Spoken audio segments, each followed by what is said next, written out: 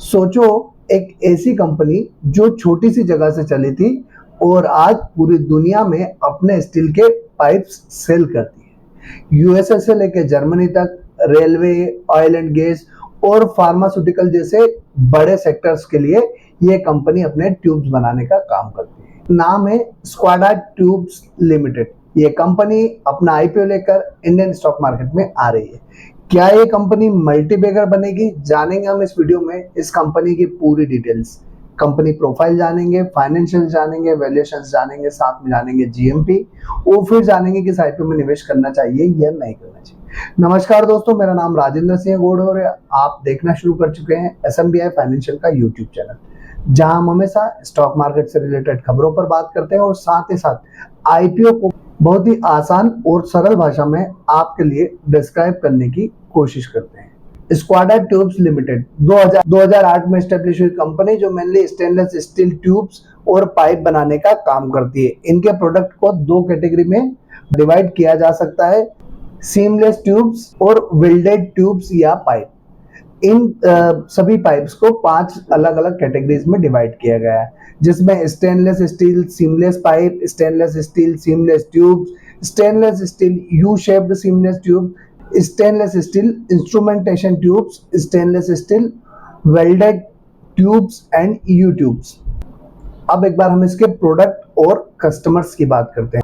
इनके प्रोडक्ट को स्क्वाडा tubes limited के ब्रांड के नाम से मार्केट में सेल किया जाता है और जो कस्टमर हैं वो majorly engineering company, EPC firms और इंडस्ट्रियल सेक्टर से बिलोंग करते हैं, जैसे oil and gas, chemical, power, fertilisers, pharma और रेलवे और ऑटोमोबाइल जैसे सेक्टर्स में इन कंपनी के पाइप्स और ट्यूब का इस्तेमाल किया जाता है। इस कंपनी के मैन्युफैक्चरिंग यूनिट की बात की जाए तो गुजरात के महसाना डिस्ट्रिक्ट में है, अहमदाबाद महसाना हाईवे के पास राजपुर कड़ी में। एक हॉट पियर्सिंग मिल भी ऑपरेट होती है जिसमें मदर येलो बनाया जाता है, जो इनके सीमलेस प्रोडक्ट के लिए रॉ मटेरियल का काम करता है। अब इसकी मार्केट प्रेजेंस और डिस्ट्रीब्यूशन नेटवर्क की बात करें तो स्क्वाडा ट्यूब्स का मार्केट प्रेजेंस काफी ज्यादा स्ट्रांग है। फाइनेंशियल ईयर 2024 में कंपनी ने 49 स्टॉकिस्ट को अपना प्रोडक्ट सप्लाई किया है, इंडिया और इंटरनेशनल दोनों लेवल पर। अगर एक्सपोर्ट की बात की जाए तो 16 कंट्री में ये कंपनी अपना एक्सपोर्ट करती है, जिसमें अगर मेनली बात करें तो USA, Germany, Netherlands, Italy, Spain, France जैसी बड़ी कंट्रीज शामिल है। कंपनी के अगर डिस्ट्रीब्यूशन नेटवर्क की बात की जाए तो कंपनी के इंडिया में महाराष्ट्र में ऑथोराइज स्टॉकिस्ट है, जिस नेटवर्क के थ्रू ये कंपनी इंडिया में अपने प्रोडक्ट की सप्लाई करती है। वहीं यूएसए के लिए एक डिस्ट्रीब्यूटर यूएसए में स्टेब्लिश है जो पूरा डिस्ट्रीब्यूशन का काम देखते हैं। यूरोप के लिए इटली, जर्मनी, ऑस्ट्रेलिया और साथ ही साथ ईस्टर्न यूरोप में स्टॉकिस्ट के थ्रू प्रोडक्ट सप्लाई करने का काम कंपनी बड़ी आसानी और सुगमता के साथ करती है। कंपनी की अगर वर्कफोर्स की बात की जाए तो 31 अगस्त 2024 तक कंपनी के पास 496 कर्मचारी है, जिनमें से 149 परमानेंट और 347 कर्मचारी जो है वो कॉन्ट्रेक्चुअल बेसिस पे है। अब हम एक बार इस कंपनी की स्ट्रेंथ की बात करते हैं तो diversified product line in stainless steel segment, global export presence in 16 countries, established distribution network across India, US और Europe, strategic location of manufacturing facilities, साथ ही साथ experienced workforce and advanced product setup। ये कुछ ऐसी चीजें जो इस कंपनी को इसके कंपटीटर से एक एक्स्ट्रा एज प्रोवाइड करती है। हम इस कंपनी की आईपीओ डिटेल समझ लेते हैं तो 28 मई से कंपनी का आईपीओ स्टार्ट हो चुका है, 30 मई तक खुला रहेगा। 4 जून के दिन इस आईपीओ की लिस्टिंग होगी। 10 रुपए फेस वैल्यू वाला शेयर है, 130 रुपए से 140 रुपए का प्राइस बैंड है। 220 करोड़ का आईपीओ साइज है, जो कि पूरा का पूरा फ्रेश इश्यू होने वाला है। बुक बिल्ड इश्यू टाइप है, एनएससी बीएससी दोनों पर लिस्ट होने वाला है। मिनिमम इन्वेस्टमेंट की बात की जाए तो आपको 100 शेयर के लिए अप्लाई करना होगा 14,000 रुपए के लिए। वहीं अगर रिटेल का मैक्सिमम देखें तो 14 लॉट में अप्लाई कर सकते हैं आप 1400 शेयर्स के लिए 1,96,000 रुपीज के लिए। अब एक बार हम इस कंपनी के फाइनेंशियल्स देख लेते हैं और देखते हैं कि क्या इस कंपनी के फाइनेंशियल जैसे इसके प्रोडक्ट और इसके डिस्ट्रीब्यूशन नेटवर्क है वैसे ही स्ट्रेंथ शो कर रहे हैं या नहीं। तो कंपनी ने अपने फाइनेंशियल मार्च 2022 से लेकर दिसंबर 2024 तक के शो किए। 156.06 करोड़ के असेट्स मार्च 22 की, 238.26 करोड़ की मार्च 23 की, 330.42 करोड़ की मार्च 24 की और दिसंबर 24 तक 228.49 करोड़ की। तो असेट्स का देखें तो एक कॉन्स्टेंटली एक अच्छी ग्रोथ देखने को मिली है। रेवेन्यू की बात किया 195.03 करोड़ की 05 करोड़ की मार्च 22 की बात 307.79 करोड़ की मार्च 23 की 402.49 करोड़ की मार्च 24 की और 363.48 करोड़ की और दिसंबर 24 तक की कंपनी की रेवेन्यू। तो रेवेन्यू में भी एक कांस्टेंट बढ़िया ग्रोथ देखने को मिल रही है। प्रॉफिट आफ्टर टैक्स की बात की जाए तो 1.64 करोड़ का प्रॉफिट इनको मार्च 2022 में था। 10.34 करोड़ का मार्च 23, 18.30 करोड़ का मार्च 24 और 24.91 करोड़ का प्रॉफिट जो है इनको दिसंबर 2024 तक हो चुका है।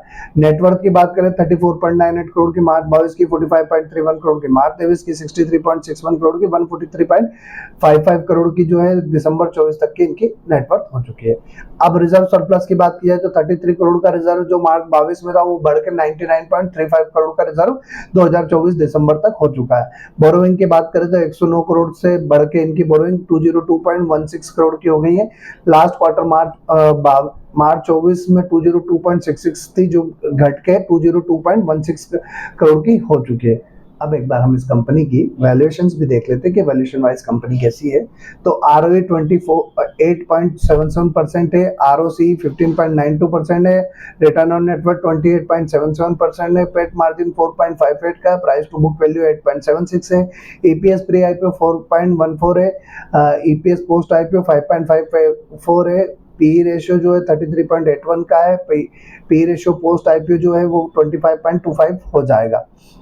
अब दोस्तों वैल्यूएशन वाइज कंपनी देखें तो ठीक ठाक सी कंपनी लगती है, फाइनेंशियल्स अच्छे हैं, वैल्यूएशन ठीक ठाक दिखती है मुझे, ज्यादा अट्रैक्टिव वैल्यूएशन यहाँ नहीं दिख रही है। अब एक बार इसका IPO लाने के पीछे का मकसद क्या है वो देख लेते हैं। तो इन्होंने मेंशन किया है इनके ऑब्जेक्टिव में कि capital expenditure toward expanding production capacity of seamless and welded tubes and pipes. तो पाइप्स और ट्यूब्स को कैपेसिटी बढ़ाने के लिए इनको फंड्स की रिक्वायरमेंट है, पार्ट इंक्रीमेंटल वर्किंग कैपिटल के लिए इनको फंड्स की रिक्वायरमेंट है और जनरल कॉर्पोरेट पर्पस के लिए इनको फंड्स की रिक्वायरमेंट है। अब अगर ये वीडियो आपको अभी तक पसंद आया हो तो लाइक, शेयर और कमेंट जरूर कीजिएगा, अपने दोस्तों के साथ भी इस वीडियो को शेयर कीजिएगा। दोस्तों अब बात आती है कि इस IPO में निवेश करना है नहीं, तो उससे पहले अगर अभी तक चैनल सब्सक्राइब नहीं किया हो तो चैनल सब्सक्राइब करके बेल आइकन जरूर प्रेस कर दीजिए। अगर इस IPO का ये अभी करंट में जो IPO ओपन है उनमें देखा जाए तो मुझे किस IPO में निवेश करना ज्यादा इंटरेस्टिंग लगता है, तो मैं प्रोस्ट्रम्स का जो IPO है वो इस IPO के या फिर एजिस के IPO की तुलना में उसको ज्यादा बेटर मानता हूँ। अगर 1 to 3 की रैंक की बात की जाए तो नंबर 1 पे प्रोस्ट्रम आता है, उसके बाद सेकंड नंबर पे स्कोडा ट्यूब्स को रख सकते हो और थर्ड नंबर पे जो है हम एजिस को रखना चाहिए। तो मैं इस IPO में भी निवेश नहीं करूंगा। आप क्या करने वाले हैं कमेंट बॉक्स में कमेंट करके जरूर बताइएगा। और सबसे पहले दोस्तों आप किसी भी IPO में निवेश करने से पहले मेरी या किसी और की राय पर अपना इन्वेस्टमेंट ना करें। आप अपनी फाइनेंशियल एडवाइजर से कंसल्ट करें, खुद की रिसर्च करें और अपनी फाइनेंशियल कंडीशन देखने के बाद ही किसी IPO में निवेश करें। तो आज के लिए इतना ही, अगले वीडियो में फिर मिलेंगे, तब तक के लिए जय हिंद।